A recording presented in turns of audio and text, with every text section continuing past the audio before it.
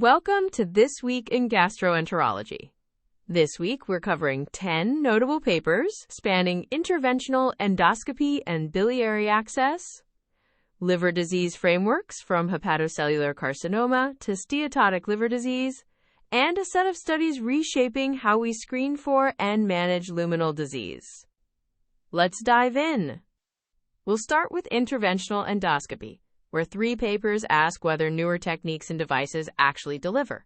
The most directly practice-relevant comes from the American Journal of Gastroenterology, an international propensity score-matched analysis across 29 centers in the United States, Canada, and Europe, comparing advanced cannulation techniques against early endoscopic ultrasound-guided biliary drainage in patients with distal malignant biliary obstruction and a dilated common bile duct who had difficult cannulation at ERCP.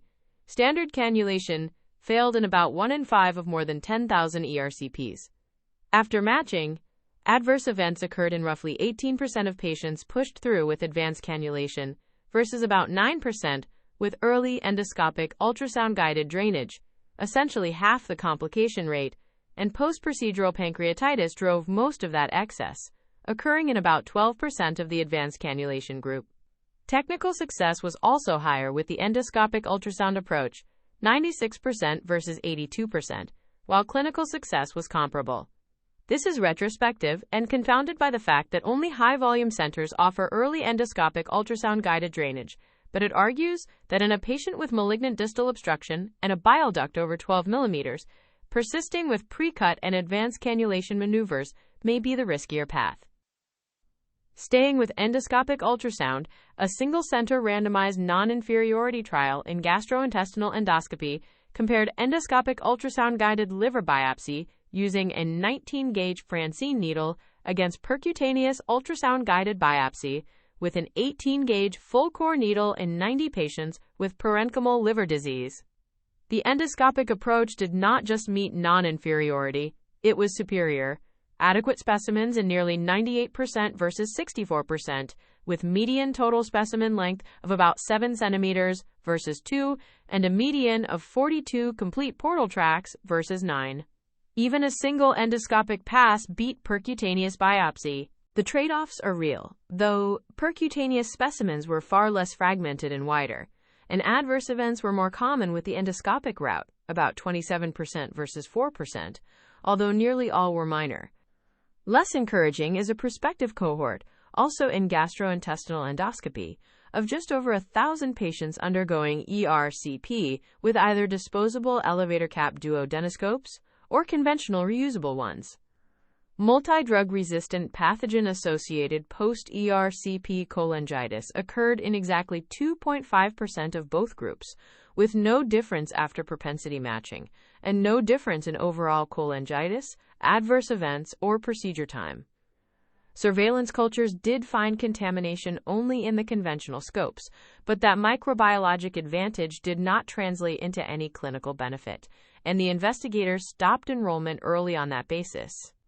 For now, disposable elevator caps look like a solution in search of a demonstrated clinical problem outside possibly high-risk populations.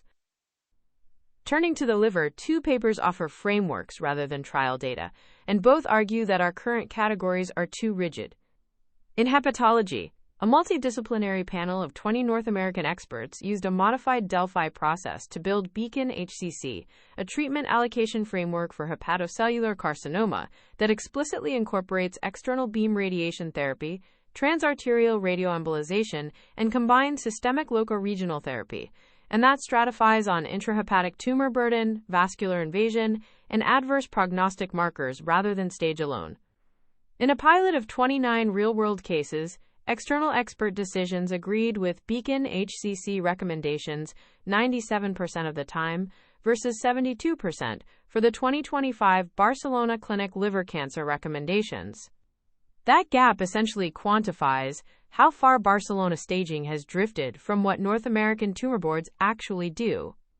It is worth being clear that this is expert consensus validated against expert opinion, circular by design, and empiric validation through the HCC Live Consortium is still pending.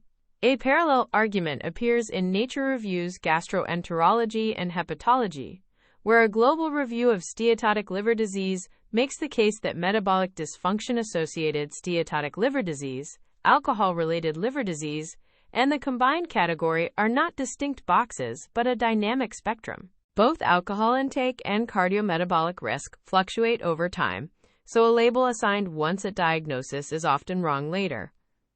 Misclassification is common, largely because patients underreport drinking, and the authors push for objective biomarkers such as phosphatidylethanol, alongside systematic cardiometabolic assessment and non-invasive fibrosis staging. They also flag a real gap. Most emerging steatohepatitis drug trials exclude patients with meaningful alcohol use, which is precisely the population filling our clinics. On the luminal side, screening and long-held assumptions both came under scrutiny. The Lancet Gastroenterology and Hepatology published DNEB, a multi-center biomarker study developing a blood test based on 19 cell-free and 20 exosomal microRNAs, measured by quantitative PCR, built across discovery cohorts in Spain and Japan, and then trained and tested in non-overlapping clinical cohorts. In the testing cohort of 230 participants, the tests distinguished colorectal cancer and advanced adenomas from people with a negative colonoscopy, with an area under the curve of 95%, and sensitivity for colorectal cancer of any stage was 91%. The important claim here is advanced adenoma detection, which is where existing blood-based tests have underperformed, and which determines whether a blood test can prevent cancer rather than merely detect it. 2 cautions. This is a case-control design enriched for cancer, including treatment-naive patients recruited before surgery, so performance in an average-risk screening population will almost certainly be lower, and this needs prospective screening validation before it changes practice. Screening of a different kind was addressed in alimentary pharmacology and therapeutics, where investigators serologically screened over 6,000 adults in a nationally representative Finnish cohort and found 92 people, about 1.5%, with undiagnosed celiac disease. At diagnosis, they had lower ferritin, more anemia, and an altered lipid profile. Critically, at 11-year follow-up, those treated with a gluten-free diet had mental health, quality of life, and cardiometabolic markers comparable to controls, and mortality was no different after adjustment. That addresses the main objection to population screening, that you medicalize asymptomatic people and impose a burdensome diet, and the authors read the benefit-harm balance as favorable, though the follow-up group was only 50 patients. 2 more luminal papers close out the week. In inflammatory bowel diseases, a multi-center real-world analysis of the TriNetX United States network tested the long-standing hypothesis that appendectomy modifies ulcerative colitis. Across propensity-matched comparisons of appendectomy before and after diagnosis, there was no association with the 5-year composite of steroid use or colectomy, no difference in colectomy alone, and no difference in advanced therapy initiation. 2 isolated signals emerged: less intravenous steroid use after appendectomy preceding diagnosis, and less advanced therapy in patients aged 18 to 40 after appendectomy. But against many comparisons, these are hypothesis-generating at best. The pragmatic message is that appendectomy should not be offered as a therapeutic maneuver in ulcerative colitis. Complementing that, Annals of Internal Medicine published a clinical review on inflammatory bowel disease focused squarely on healthcare maintenance, vaccination, cancer screening, bone and cardiometabolic health, nutrition and psychosocial well-being, and on clarifying which of those tasks belong to the gastroenterologist and which to primary care.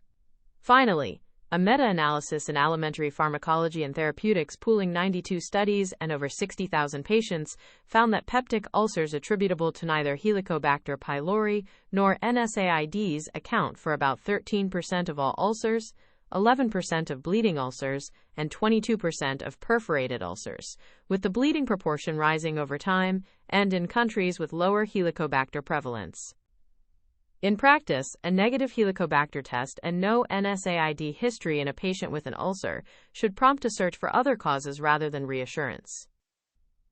If you only have time for one paper this week, make it the international comparison of advanced cannulation versus early endoscopic ultrasound-guided biliary drainage in the American Journal of Gastroenterology. It addresses a decision most therapeutic endoscopists face several times a month, and it suggests that our default reflex, keep trying at the papilla, carries roughly double the complication rate of switching approaches. Here are the key takeaways from this week in gastroenterology. In distal malignant biliary obstruction with a dilated duct and difficult cannulation, consider pivoting early to endoscopic ultrasound-guided drainage rather than escalating cannulation techniques. Endoscopic ultrasound-guided liver biopsy yields substantially more tissue than percutaneous biopsy, but with more, mostly minor, adverse events. Choose based on what the tissue question demands. Disposable elevator cap duodenoscopes reduced culture positivity, but did not reduce post-ERCP cholangitis, so do not expect a clinical infection benefit. Hepatocellular carcinoma allocation frameworks are shifting toward tumor biology and newer radiation and radioembolization options, and steatotic liver disease is best treated as a dynamic spectrum with objective alcohol biomarkers rather than fixed categories. And 2 assumptions took hits this week. Appendectomy does not improve long-term ulcerative colitis outcomes, and roughly 1 in 8 peptic ulcers is neither Helicobacter nor NSAID related. That's your roundup for this week in gastroenterology. The full transcript and references are available on the episode page in your Audio Scholar library. This is an AI-curated summary. For clinical decisions, always consult primary sources and current guidelines. See you next week. If this weekly briefing is useful, follow the show in your podcast app so new episodes arrive automatically. And if you have a paper you have been meaning to read, upload the PDF or paste any link at audioscholar.cc. We will turn it into audio like this one in any of 31 languages. This is an automated summary generated by artificial intelligence, which can make mistakes. Always review the original source materials.